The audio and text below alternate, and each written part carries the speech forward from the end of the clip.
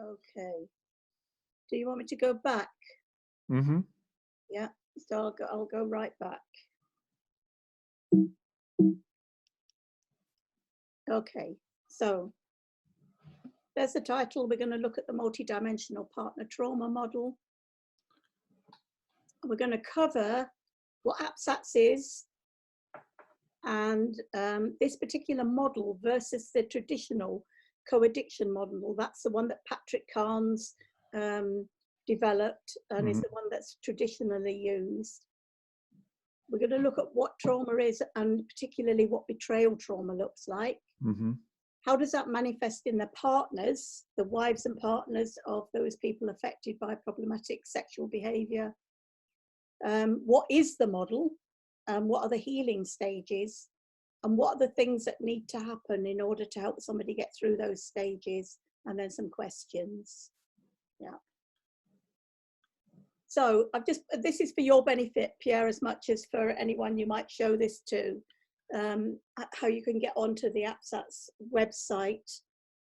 What does it mean? Association of Sex Addiction Partner Trauma Specialists. So it's exactly what it says. Right. It does what it says in the tin. Mm-hmm. It was formed by the founder, Barbara Steffens, as a charity. It has training so that therapists and clinicians, coaches and clinicians can be trained by Barbara and some of the people who've been in this a long time. And you could do this either as an in-person intensive, which is a long weekend, or a 4 long-day online events that are offered twice a year. So I mean, it's not incredibly expensive, but it's a great training. In order to get certified, it's not just being trained. You have to do 30 hours of supervision by people who are APSATS coaches and clinicians. Plus, you have to do an assignment, and it's currently under review. So I think it's going to get more difficult to get involved in this. The courses are full. They become full very quickly. You have to renew it every 2 years. You have to keep your CPD up and do continuing education credits on related topics. So although this is about trauma, the training isn't about trauma so much as about how we deal with partners who have the trauma. Okay. So I'm just wanted to compare these two approaches, co-addict, trauma survivor, because it can be important for men who are suffering from problematic sexual behavior and for the partners, because they want to find people to work with who are appropriate for them. And many partners feel very disempowered by that term co-addict, as if it's their fault, etc. So, you know, it's a question you can ask clinicians and coaches: what is your view on these two different approaches, so that you can get a feel for where they lie. Same symptoms that we see, but a different approach. So in the co-addict, in APSATS, we don't see a partner as a co-addict, or as they do in 12 steps, someone with a disease. Okay, now we know why the co-addict label happened. It's because 12 steps from alcoholism became the model that was used for sex addiction. So you've got alcohol addiction, sex addiction. They used the same model and took that co-addict label through. But I want to show you why it isn't appropriate for a partner. So betrayed partners have significant wounding in response to that sex addiction, or sex addiction induced trauma. So it may be something that's happened after the discovery or related to their treatment. And I've just noted a reference there for you. And what they're trying to do is they're trying to seek safety in an unsafe situation. And I'll explain more about what that means, but it's all about seeking safety. The minute we find out that we're living with somebody who is addicted to pornography or to sex, we are no longer feeling safe in what was our stable environment. Right.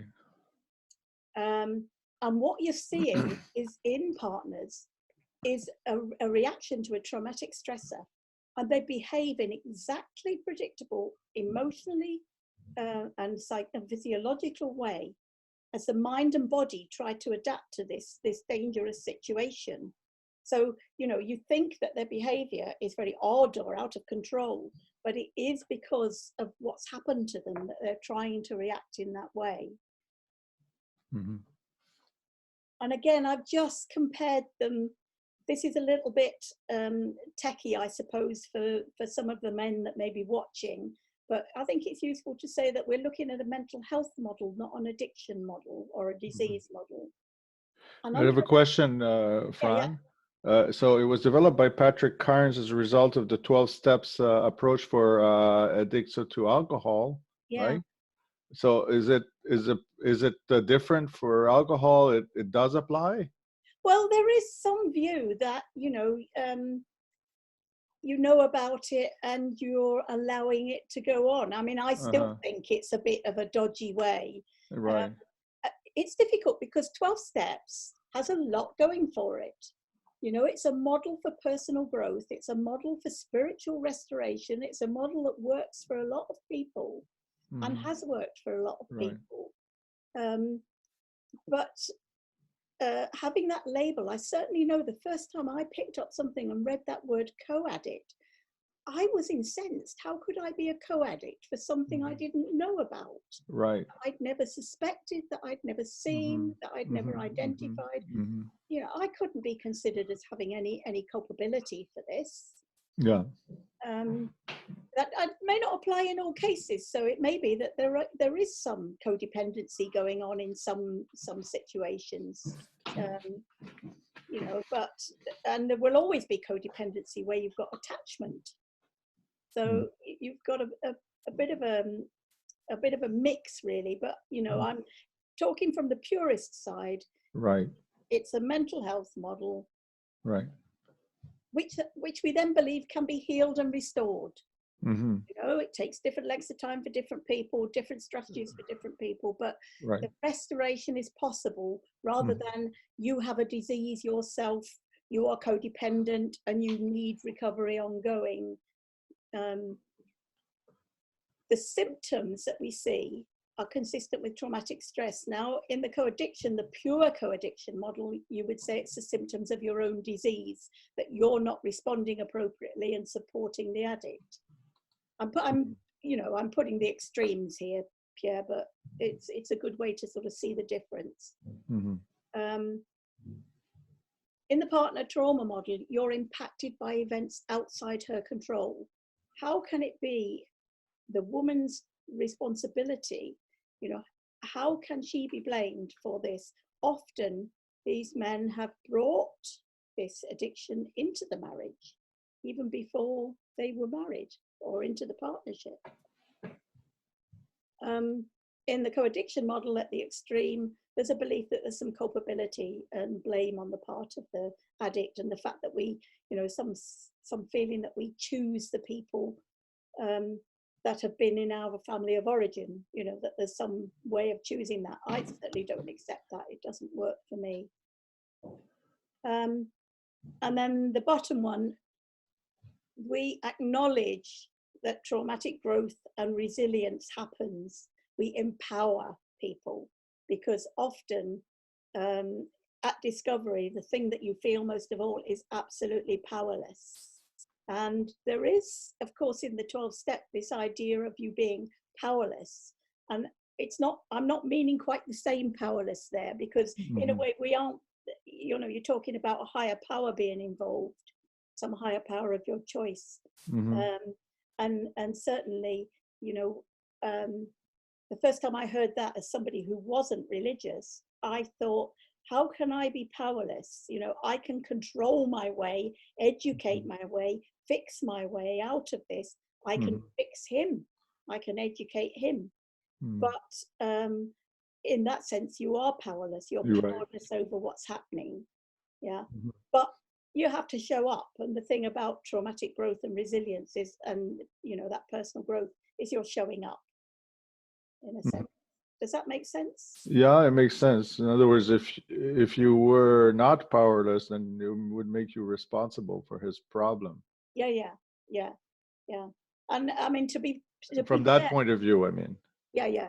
to be fair to Patrick Carnes, one thing he does say very strongly is the 3 C's. You cannot cure him, you cannot control him, and you did not cause this. And he's absolutely right. So, you know, most of that model is not flawed. It's merely the kind of the viewpoint for where partners are in this. Mm-hmm. And that leads on to the treatment models associated by that. And again, we've got extremes on a spectrum, addict-centered or partner-sensitive. So, you know, obviously anyone who's treating an addict, you are to some extent centered on the addict. Mm-hmm. But there is now, with APSATS and other organizations coming through, much more emphasis on it's not being just about the addict, but also having a partner-sensitive approach, not partner-centered, but partner-sensitive approach to this recovery. Yeah. So the addict-centered would focus on the addict's needs. And certainly I experienced this from therapists. And partners are seen as out of control, crazy making, unable to adapt to the life, you know. Whereas in the other model, in our model, the relationship is seen through the needs of both. Right. In the addict-centered model, at the extreme, partners and family are seen to be support for the addict in treatment. Their role is to help him. Whereas what APSATS would say is we support the entire system, the addict, the partner, the family, and the community, because this could be the religious community around if people are involved there. We have so many instances of therapy-induced trauma and also church-induced trauma, you know, faith-induced trauma, where people are giving advice to partners, telling them to forgive, telling them to have more sex, telling them to watch porn with him, all this kind of thing. You know, what was wrong with you? What weren't you doing well? Or telling them to forgive too soon while they're still in trauma. Right. And, you know, that's certainly not something that he could sign up to. And then there's this whole thing about being on your own side of the street, you know, and I know there are a lot of therapists who say that, there's some of the 12-step groups, not all of them, have this idea about the addict's recovery is his own business, it's his private business, you know, whereas our feeling is on the other side, these women have suffered from secrets for goodness knows how long. What they do not need is secrets while he's recovering. They need to be informed, they need to know, they need to understand. And that makes the whole thing relational. What you've got then is much more opportunity to help the addict in a positive way and to help him with development of empathy, which many of them struggle with. Right. Does that? Yes, it rings true because we emphasize about disclosure. It's important to disclose to your wife what you're going through, so she's aware of what you're doing. And I think becoming aware of her being partner sensitive will help you to get out of your self-centeredness, which addiction is, self-centered, not aware of the other. Yeah. So yes, it makes a lot of sense. Yeah, good. Okay, so trauma. I've just said, you know, the tiger in the room. You'll be familiar, will you, with Peter Levine's Waking the Tiger? No, I never heard. Peter Levine, he's a trauma specialist, and he's written a book called Waking the Tiger. Okay. Many people find quite useful. So what do I just put a quick definition: an upsetting event or a painful emotional experience or a shock that can cause psychological damage and have long-lasting effects. But trauma, the word trauma comes from a Greek word, and it means wound. So I think it's important to understand that trauma is not what happened, the event of disclosure, okay, but the wounding or the impact of that event. You know, that's what's left behind, really. And I've just added a definition there from a lady called Jennifer Freud.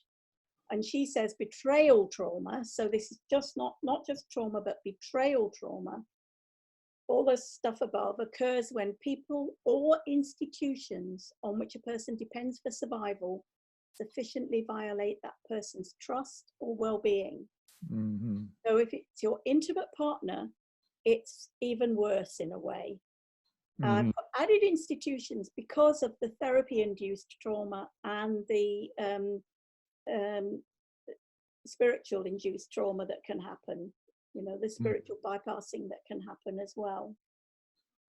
When, you know, I remember one of our ladies saying, you know, when this happens to you, it feels like everything you had is lost. You know, it feels like massive grief, and yet nobody knocks on your door with soup or a meal. Right. You know? Right. So it's that kind of feeling.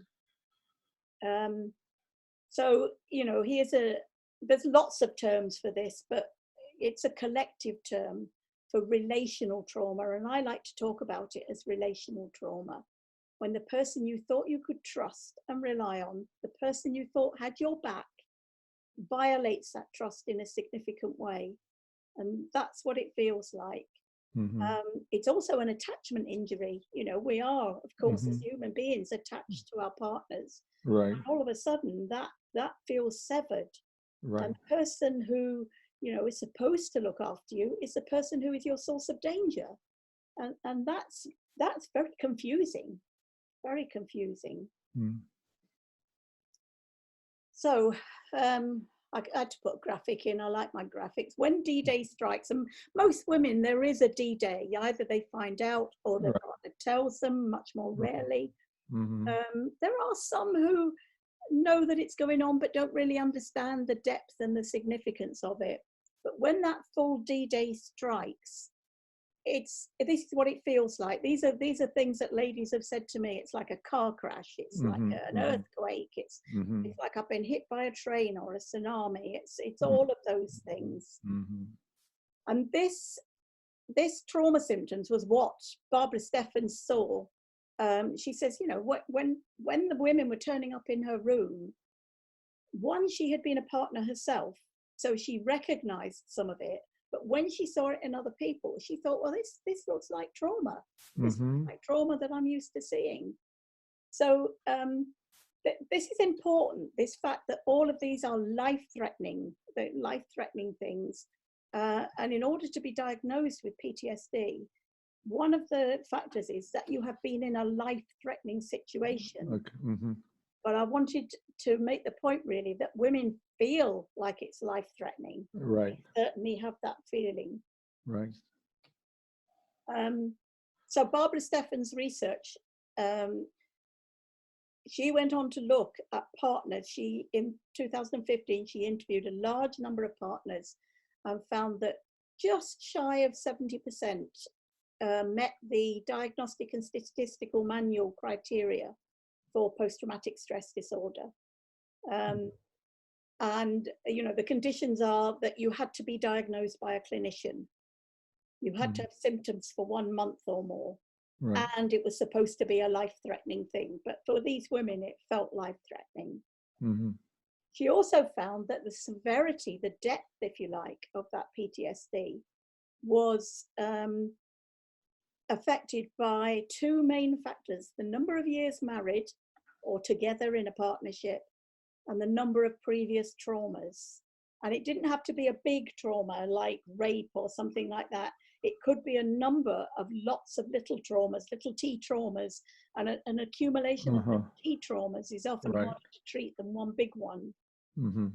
Would you say unresolved previous traumas, or yeah, unresolved? I mean, for myself, I was diagnosed with PTSD when I had my final disclosure, which was no, I won't say my final disclosure. My disclosure process went on for 9 months before I got the sort of the size and shape of it. Right. And I went into like a shock situation. I couldn't stop shaking. And I was taken to hospital and diagnosed by a clinician as having PTSD. And that was what saved me, because suddenly I knew what was wrong with me, and I realized I could stop trying to control and fix him, and I could focus on dealing with my own my own situation. Right. So the other thing, that in order to be diagnosed with PTSD, according to that manual, you have to have symptoms for a month, over a month, but they have to be in 4 categories. So I thought it was useful to go through these 4 categories, because these are the symptoms that the clinician, the therapist, the partner, the husband will see. And the first one is intrusion or re-experiencing. And this is where you get recurrent, involuntary, intrusive memories. Things come back into your head. You can suddenly be sitting somewhere, or you could be triggered by something. You know, my husband's acting out happened in towns where he was working. And just seeing that name on a sign was enough to be a reaction for me. Right. You can have traumatic nightmares. You can have sleep disturbances, shaking. A lot of women have shaking as they re-experience. You get dissociative reactions. These are flashbacks, and they can be a very brief period, but you know, oh, suddenly something comes into your mind, or they can be so serious that you totally dissociate and lose consciousness for a moment. And we've had 1 or 2 ladies who really seriously, you know, having dissociative reactions when they're triggered by things. You have intense and prolonged distress. You know, one of the things that addicts will say, why can't she get over it? You know, I'm sober now, so why can't she get over it? Exactly. She can't get over it because she's got this trauma that has intense and prolonged distress. She needs help with it. Right. The second series cluster is avoidance. Many of these women isolate. They isolate because they feel shame, because they don't know where to go, they don't feel safe. They spend time avoiding reminders because they recognize that things trigger them. So they might not want to go to, I don't know, a Christmas party. They may not want to go to a supermarket. They may not want to walk past somewhere where acting out took place, or where acting out partners live, or even seeing their husband on the phone or on the computer is enough to cause a problem. So they want to avoid that. They may distract. They may distract with busyness and throw themselves into fitness or work or hobbies, or into things that sitting, numbing out, watching television just to take their mind away. Right. They may do some deliberate numbing, trying not to feel, and they may use some kind of alcohol, drugs, over medication, anything like that. You know, there is a tendency to over drink at these times, and it's very hard.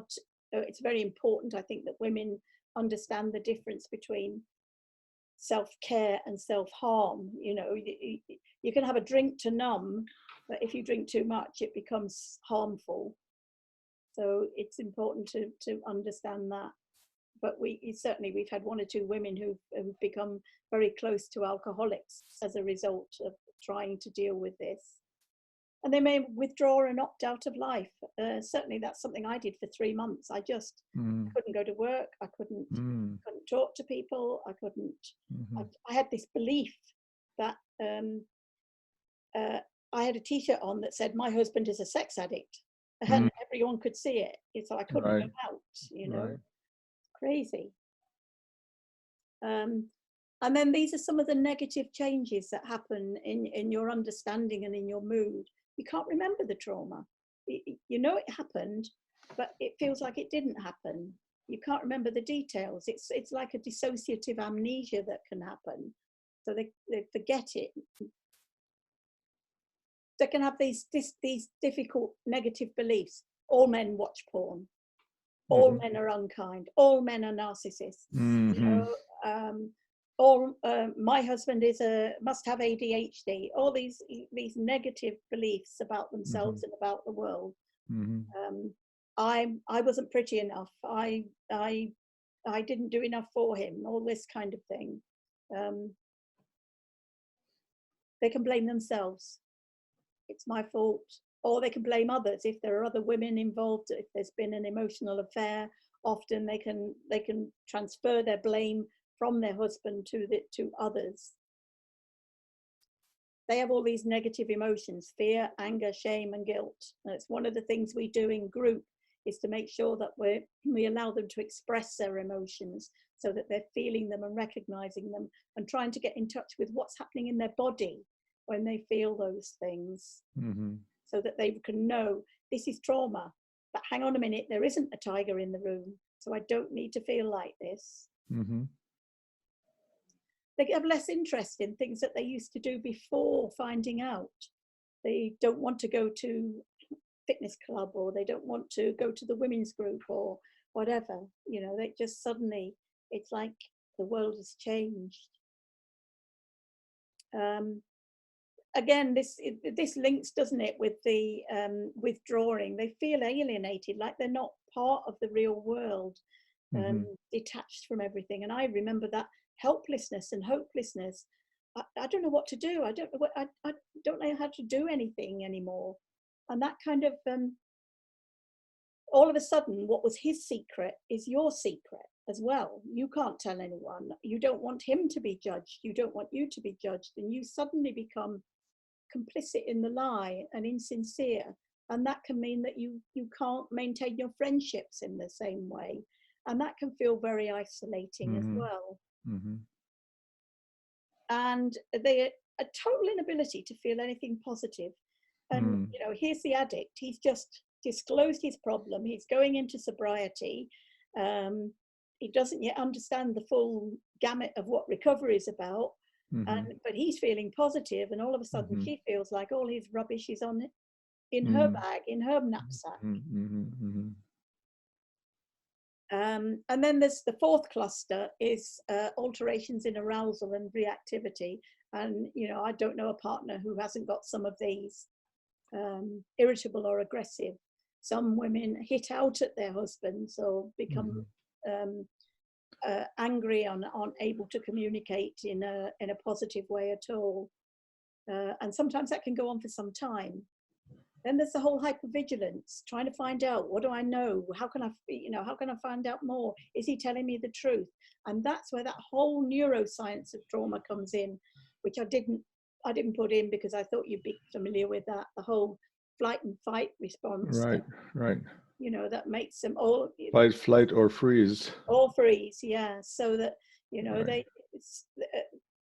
it's weird. So particularly women whose husbands are second lookers, you know, who will see women in the street and notice them. And I think those women, it's the hardest thing. They don't want to go out with their husbands because they don't want to see them second look.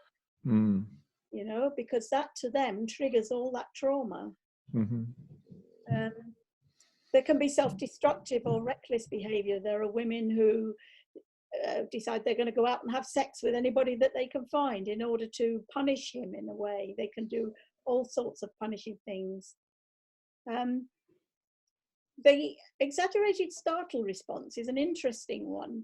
It's there's a great YouTube on it, which if I look it up, I'll find it for you. It's where police are investigating somebody who's been raped, and it's a cartoon, but you can really see this exaggerated startle response. And, you know, when a clock suddenly ticks behind them and they go like this, you know, and it was one of the things that helped me understand that my husband also had trauma, because I had never noticed until I saw this, that he has an exaggerated startle response and has had it all his life. Okay. And it was one of the things that helped me recognize that we were both trauma survivors. We were both trying to get over things that had happened to us, and helped our recovery really together. They can't concentrate. They're completely disempowered. They can't use their voice. They don't know how to ask for what they need. They don't even know what they need. Some of them seek vengeance and will go out and contact affair partners or prostitutes, whatever, and it can add to their trauma. It's not a wise thing to do. and they come completely unable to make decisions. So they can't work out where to get help or what sort of help to get or how to ask the right questions. So, you know, they really need someone to walk alongside them. But, you know, when you see those 4 categories and, you know, you think about the behavior in all the partners, and I'm sure people that you're working with, Pierre, will come to you and will tell you things about how their wives are behaving. Mm-hmm. And you must recognize some of that in there. Yeah. We don't speak a whole lot about the wives, not enough. That's what I want. That's why I'm happy I have this, because I want to focus more this year. Yeah, yeah. Okay, good. Well, you know, I think it's great. What I get is some have spouses that are quite, I have fairly religious people, right? Mm. And the wives have this kind of, I don't know exactly, just suck it up kind of thing. Yeah. So they won't admit that they have this kind of trauma. Yeah, and that's the withdrawing and numbing out and, you know, not accepting it. And Right. it took me a long time to recognize, you know, why did I need a therapist? Why did I need support? I hadn't done anything wrong. That was my attitude. Right. But I can see that from a religious point of view, you know, I signed up through sickness and in health. Therefore, I just have to put up and get on, you know, which is a shame because they can be helped. Right. So this is a model, and this is based on a model by a work of a lady called Judith Herman, and she wrote this book. It's called Trauma and Recovery. It's about the aftermath of violence from domestic abuse to political terror. So it wasn't particularly aimed at partners of addicts, but it was enough in here for Barbara Steffens to recognize that the reactions were similar and the same. So her model mirrors that, but is using the language for partners. So stage 1 is the crisis stage. And this is where we're looking at trying to have some safety and stabilization for the partners, just to ease the trauma and keep them safe. Stage 2 is the part that nobody wants to do, and many of the partners try to avoid, and that's going through the grief and all the normal parts of grieving. And you know, certainly something I tried to avoid. I wanted to go straight from them 1 to 3. And it isn't a linear journey. You go backwards and forwards, and there's no time scale on it. It takes the time it takes.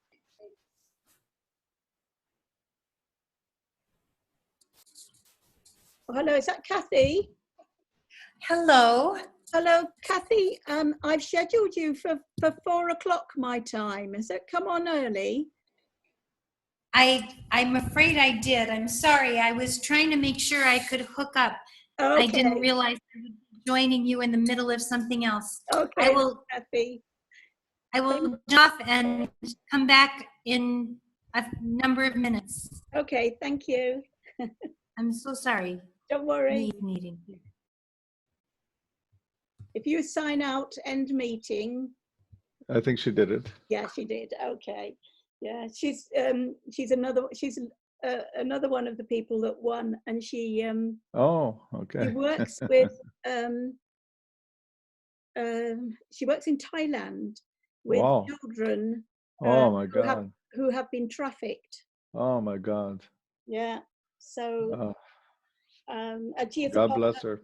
Yeah, partner herself. So I'm looking forward to talking to her as well. Okay, so stage 3 then, reconnection and growth. You know, remember we said at the beginning that we saw this as a mental problem from which you can become from disempowered to empowered. So let's look at stage 1. And, you know, these are the way that we would treat. And I'm a coach, not a counselor. So my work is limited to psychoeducation and dealing with the forward path. A clinician is able to deal with the backward path and the therapeutic part. But in America, therapists and coaches from APSATS tend to work together, which is lovely. So the first stage in this is you may have to do a medical referral if they, you know, if they're not eating, not sleeping, suffering from depression or anxiety. And certainly I know for a year I took antidepressants and sleeping tablets for about 6 months in order to just get me through the trauma. There may be a necessity for STD testing. If there has been acting out with others, then it's really important that they're made aware of that and are enabled to do that. And then the next thing is, of course, checking any threats of harm or abuse, either from themselves. Are they suicidal? Are they likely to self-harm? Or has the discovery had an impact on the husband, or is the husband violent? And there are all sorts of questions to ask. Of course, in America, one of the questions is there a gun in the house? You know, it's something that was totally unfamiliar to me here. Wow. But, you know, all those kind of things that have to be considered. So there's a whole lot of safety assessment to do at the beginning. Right. The second important thing is to be able to support them and to validate and say, look, for heaven's sake, what you're going through, what you're feeling is what 100,000 other women are feeling. You know, you are not crazy, you are not you're not going mental. And that is massive, absolutely massive. And to give some understanding. And certainly coaches do that in abundance. Right. Then help her identify safe people for support. Who has she got that she can lean on? Can she tell her family? What would she tell them? You know, how do you work out whether someone is safe? You don't want anyone to gossip or say that. That's you know, we do a whole webinar and study on that, because it's really important for people to think very carefully about who they can tell and what they can tell. You know, because so on this regard, it reminds me of a saying we use in addiction, is that helping people overcome addiction is that addiction grows in privacy and dies in community. So it's the same here with trauma. Absolutely. Right. You do. I absolutely believe you heal in community. Yes. Yeah, but it may be that they need someone who can keep their passports or keep money or something like that in case they have to escape. You know. Sometimes it's quite difficult. Sometimes it's not, but it's always, you have to ask the questions to find the level of it. And then a really critical one, discussing question control. Many of these women are hypervigilant and are searching. You know, when I discovered my husband, initially I just discovered one small piece, and I went through 15,000 emails. I went through every bank account. I went through every phone record going back 4 years. And it was killing me. It was absolutely awful. So, you know, you need to think about what you need to know and what is her need to know. Some women don't want to know. They don't want to be reminded. They don't want to remember. Some women, like myself, I would make it up worse than it was if I didn't know. So, you know, it's a very individual thing, and it needs to be discussed. Then there's the whole education piece, finding out about what trauma is, finding out about what sex addiction is, understanding what is an abusive behavior, because often they don't recognize it. And, you know, what does recovery look like for him, for me? How are we going to go about that? Then there's things to keep you grounded, grounding tools and techniques. You may have never done any breathing work or meditation work or senses work, any butterfly tapping, simple things you can do just to keep yourself grounded. So we teach some elementary ones of that, and that kind of work deepens. And then you know, beginning to get some idea of tools and techniques you can use to maintain safety, particularly if the essay isn't in recovery or isn't sober. And so that, you know, it's not just that they've been traumatized once, but they're living with that continual trauma. It's ongoing. So we teach them how to manage triggers, how to set boundaries, and how to deal with consequences. The importance of self-care, because often they can't express their own needs. Many of them are, you know, carers and fixers. And also telling your story to other safe women, actually voicing what has happened to you, helps you to put the fragments of memory in the right order, and therefore helps to settle the trauma. So storytelling is another good way of doing that. But you can see how all this needs a group. You know, it's not just individual work, it needs that group focus.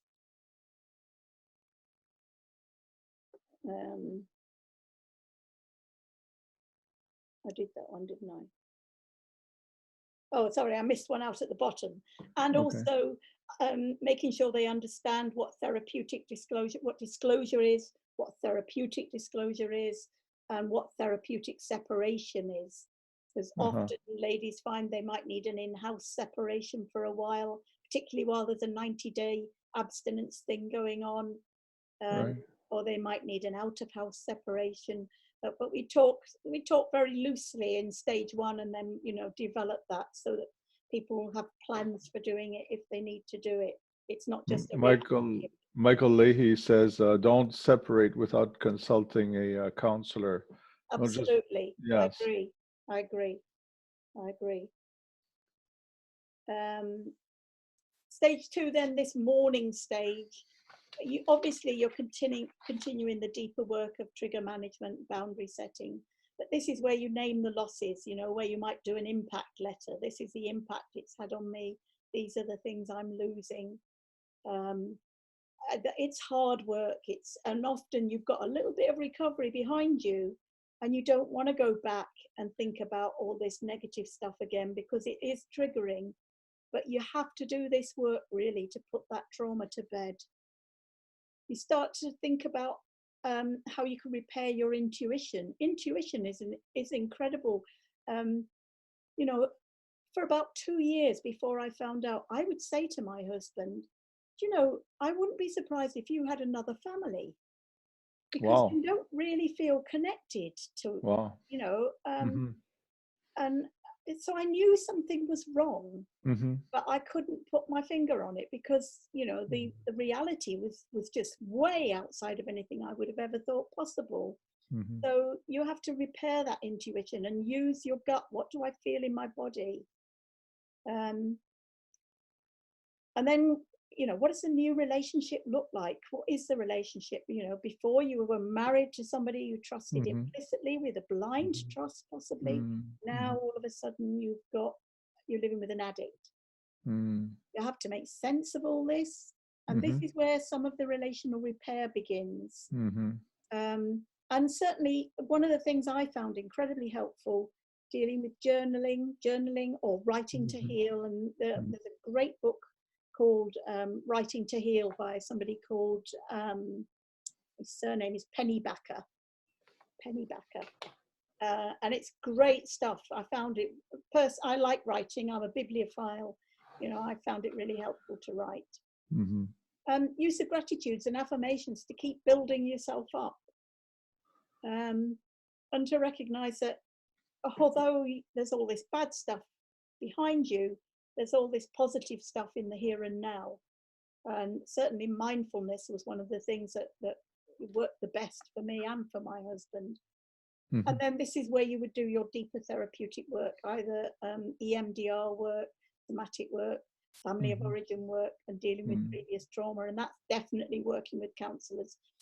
We don't work with this as coaches.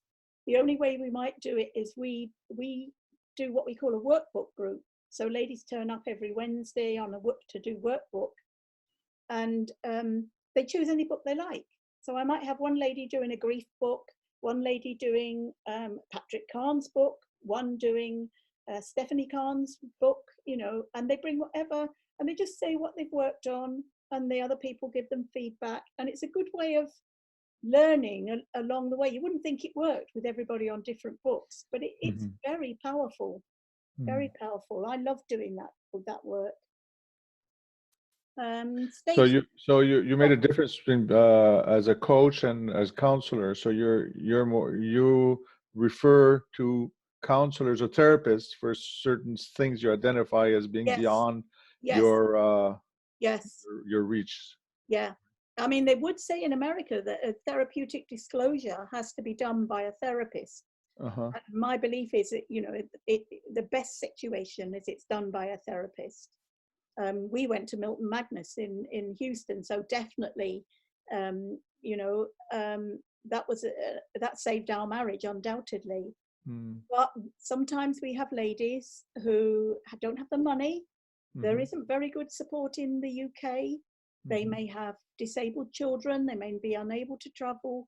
And my husband and I have done online disclosure work with people doing it in the way that they wanted to do it. And as long as you're very, very cognizant of having backup if something went wrong, then, you know, it's either they work with us or they do it on their own, because they will go ahead on their own. Is therapeutic disclosure something done as a couple? Yeah, we did. We did it as a couple. Okay. Because of course I deal with people disclosing their history, but I never talk to the spouses. No. No. Yeah, I mean, my husband had to do we did a 3-day intensive, and day 1 was the past, and we both had to prepare sexual timelines, so history timelines, trauma timelines from childhood. And then we did the present, and he did the disclosure and a polygraph. And then on day 3 we did the future, you know, learning about how to do a check-in, what was appropriate, trying to develop empathy and work on developing emotion. Oh, there's Debbie. Oh, hi, Debbie. Hello. Yeah, I thought we were starting at 9. No, at 9. Yes, 9. Oh no, I missed the whole thing. Well, it's going to be recorded. You'll be able to hear it. I'm sure you've already prepared some questions. That's okay. I'm so sorry. I had written down 10 o'clock. And that's exactly what I thought, because you remember you tell me 10 and I told you, no, it's 9. Oh, I'm sorry. Well, don't worry. Hi, Fran. Nice to meet you. Maybe I'll just listen to wherever you're at. Thank you. Yeah, but okay. I think it would be a good time, Fran, because I was just thinking, since this is recorded, that you didn't introduce yourself in the recorded portion, and okay, let's do that then. Yeah. Okay, so my name is Fran Hopwood. I'm a retired lady in the UK. I'm a partner, but my discovery day was 6 years ago, just over 6 years ago, and as part of oh, Kathy, are you still there? I think she got also her time upside down. Yeah. What time is it in the UK right now, Debbie? For us now, it's 3 o'clock. So I'm expecting Kathy at 4. I am so sorry. I thought this was 4 o'clock. No. I will try again. Okay. I see. Thank you. Not just me. Okay. Oh dear. Oh dear, the time differences. Yes. Yeah. So yeah, I as part of my recovery, I decided that I to be honest, I've been married twice before. Both my husbands left for affair partners. So I have always said that in my retirement I would work with betrayed women. I had a passion for it. I just didn't expect it to be with this particular genre, but I decided that I would train as a life coach. I also did a training with a lady called Donna Dixon, who runs a website called A Door of Hope, and she trains partners to be peer facilitators so that they can run partner groups. It's a Christian-based training. It's a very, very good training, and not expensive at all. And that led me on to doing APSATS. So I'm now an APSATS Certified Partner Coach. But I also did the BraveHearts mentoring, and I'm a BraveHearts Professional Mentor. And it's because if I was going to do this work with partners, I really felt I needed to have the tools and techniques and the credibility to be able to do the work.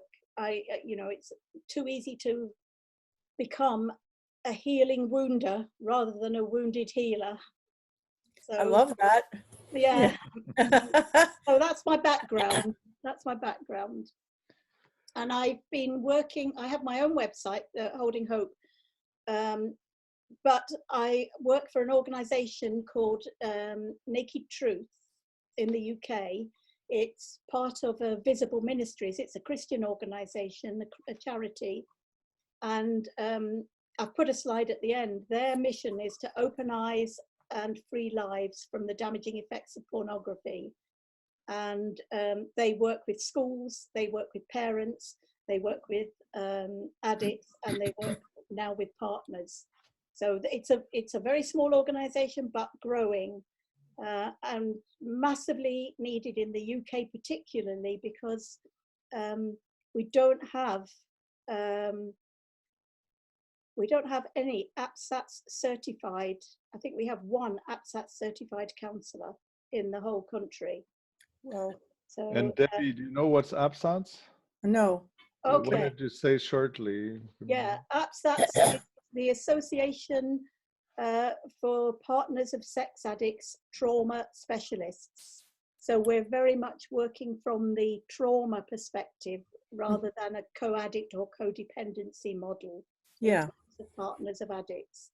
Mm-hmm. So when you see the recording, I've done a few slides on that, Debbie, because, you know, Okay. I always feel it's important to set my stall out. Yeah. And one final thing is interesting, perhaps, to hear in the recording is your faith journey. Oh, yes. Well, my faith journey, I lost my faith when I was 25, when my mother died.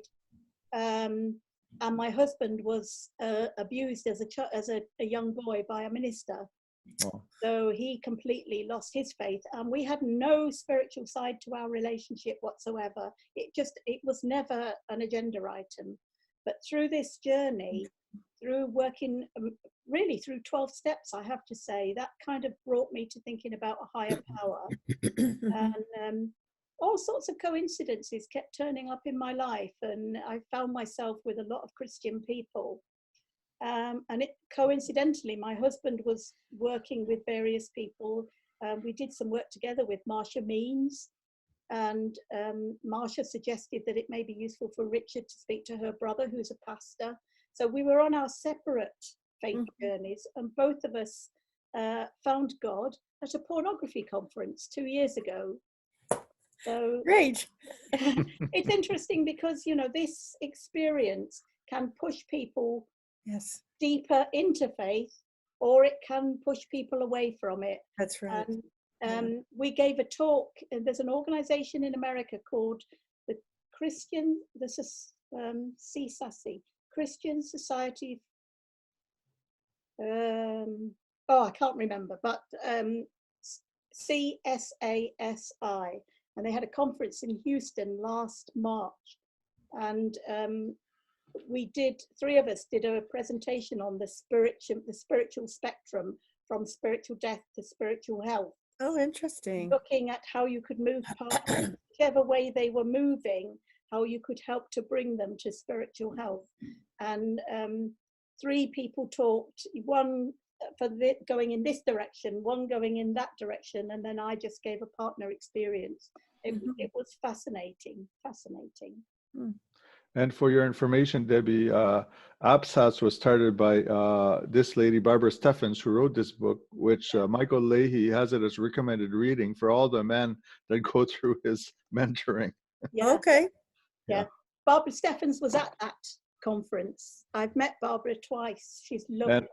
And she mentioned Marsha Means, and Marsha Means is co-author of this book, actually. They did that book together. Yeah, I've not met Marsha, but spoken to her on Zoom.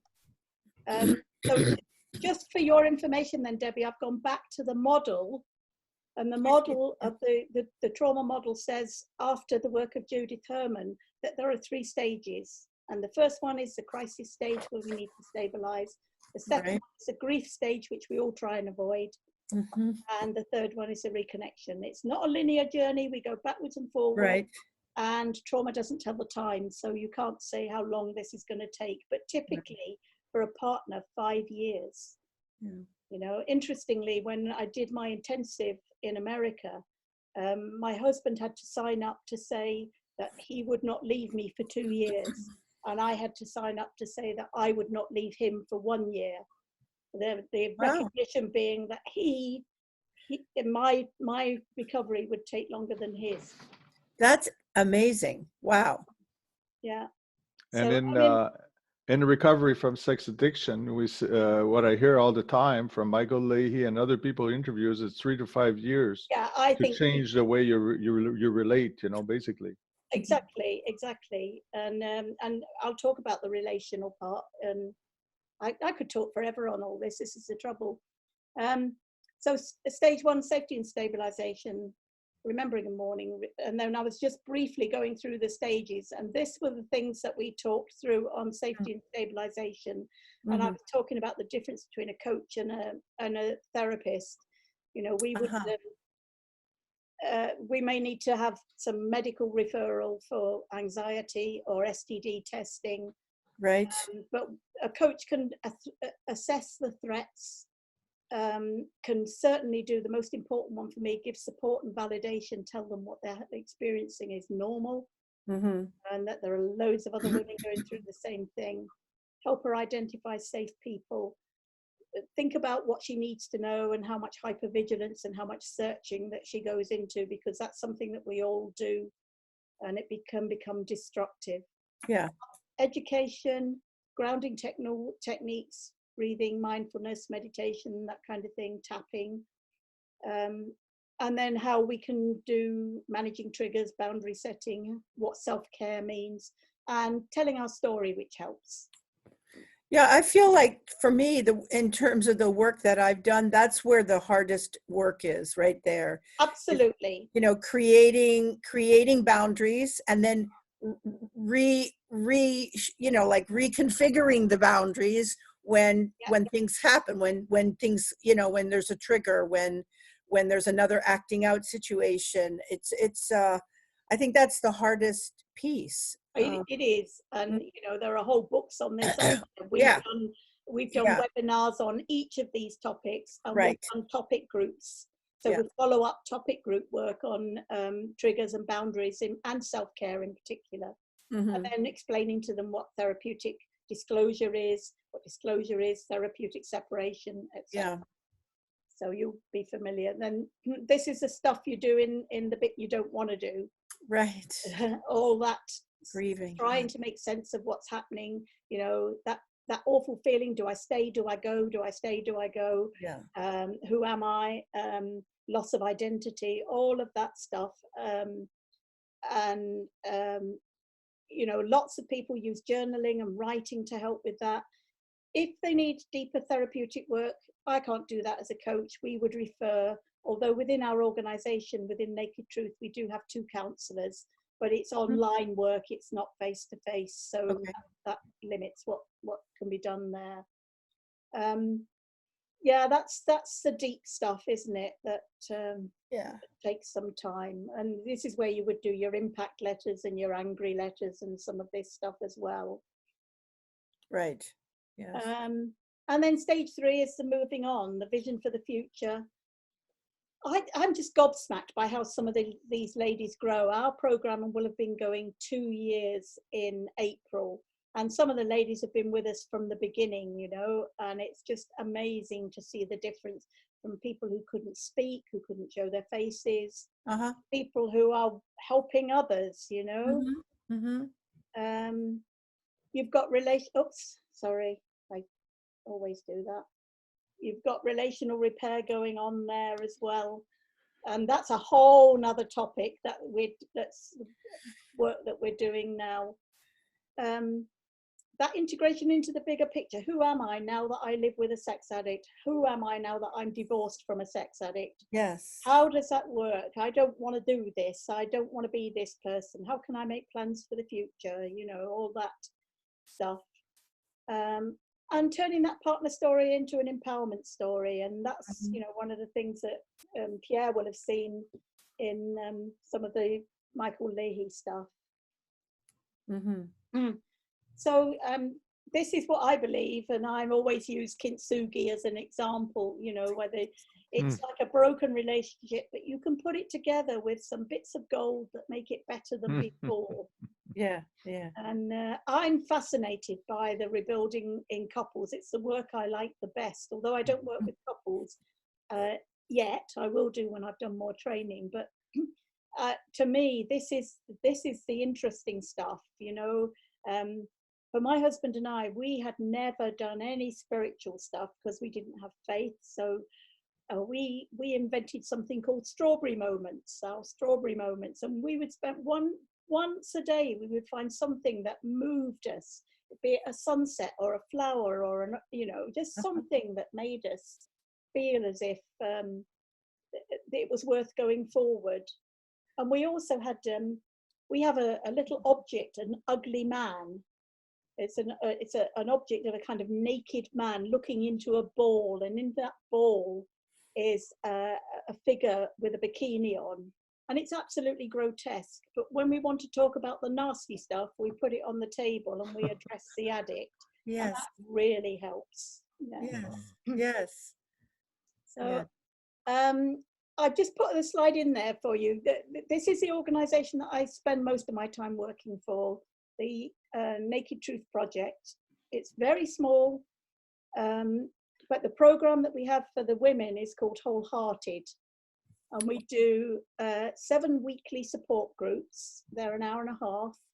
Once a month, we do an educational webinar. These webinars are all on the site and can be purchased for €25, so £25. So they're not expensive. You know, you can own those. So the women, many women have bought those and used them. We do topic groups where we cover the surface of, say, managing triggers, but the work group underneath, we've got worksheets that they go away and do, and then we come back and share it, and it moves them through a process. Okay. The boundaries group takes 8 weeks. It's quite a long process. Makes sense. Yeah. And then I was explaining to Pierre before, we have workbook groups. And what happens there is the ladies just choose any workbook they want to work on. So they might have Beyond Betrayal. They might have Intimate Treason. They might have Stephanie Kahn's book, Facing Heartbreak. They might have, one lady came with a grief book, which was about dealing with grief after death. But she just found she could apply it. Yeah, And, you know, you think it wouldn't work, but you've got 5 or 6 ladies who turn up every week with their books, and they tell you what they've learned and what they've been through. They get feedback from the other ladies, and it's just terrific. Yeah, sounds great. It is, it's lovely. And then we have we have a Facebook group, a free Facebook peer support group that That's ladies great. can join. But we also offer these subscriptions. The basic one is £40 a month, which is less than, love it, which is less than the price of one therapy session, you know. So for £40 a month, you get 7 groups a week, 1 monthly webinar, weekly topic group, or workbook group, whichever you want. That's awesome. But you can have an all area subscription and you get everything, you know. So have a look at the website, trot around it, because you may find things that you want to buy and use with people you work with. It's, you know. And there's also, for the men recovering, we do a Click to Kick, which is an 8-week online program. It's a kind of psychoeducational thing. It's free, but they can make a donation if they want to. And it focuses on sobriety, getting sober, really, and maintaining sobriety. But the bit that I think is the pearl in our program is the whole life recovery. And this has, for the men, 4 weekly support groups. It's £40 a month, 4 weekly support groups. So you get 16 a month or more. You get support and accountability every single time. They have to check in if they've got a relapse. So they have to check in and do a relapse report. And the focus is on relational recovery, not on sobriety. We expect them to come sober, you know. So this is for people further on. Okay. And at the moment, we're running a Help Her Heal workbook group, which is using the Carol Sheets book that came out in December, Help Her Heal, which is about developing empathy. And Carol Sheets has been on the group and talked to the men who are doing it, and she's going to come back and answer questions for them. And my husband is running that, so I'm really proud of him. You know, he's come a long way. And we're hoping to improve that. But we started from nothing, you know, less than 2 years ago. We've now got 2 counsellors and 2 coaches on board. And we've got a couple of ladies who've come through who are beginning to train and will come on. We're trying to grow our own army. Yeah. That's I'll good. take the share off and then I can see everybody. Oh, that's nice. Nice to see you bigger. Yeah, it's nice to see everybody there. So I'm sorry you missed the first part, but I'm certain that the recording and what Pierre's picked up will help. And we can always talk again sometime if you like to. Yeah, it's very helpful. It is really helpful, I think, for people to connect around this area because it's still new and we're still learning in so many ways. We're learning. Yeah. I mean, Debbie, you might consider doing APSATS training. Oh. The APSATS training is, I can't remember how much it is, but you can do 4 days online. Or you can do an intensive in-person training. Okay. And then you. Is this can I find out about this on a website? Yeah, and I put the website at the beginning of the PowerPoint. I'll send you the PowerPoint. Oh, that would be great. Thank you. Okay. And you get trained by Barbara Stephens and people like that. It's really, really good because you become part of a community. There's a listserv, there's a Facebook group that goes with it, and we all ask each other questions and people share resources, which is just so lovely. That's really lovely. No ownership at all. I think that's really great. Yeah. That sounds wonderful. Yeah. So Pierre, was there anything you wanted to ask? I'll let Debbie ask questions. I want to share this presentation with all my guys.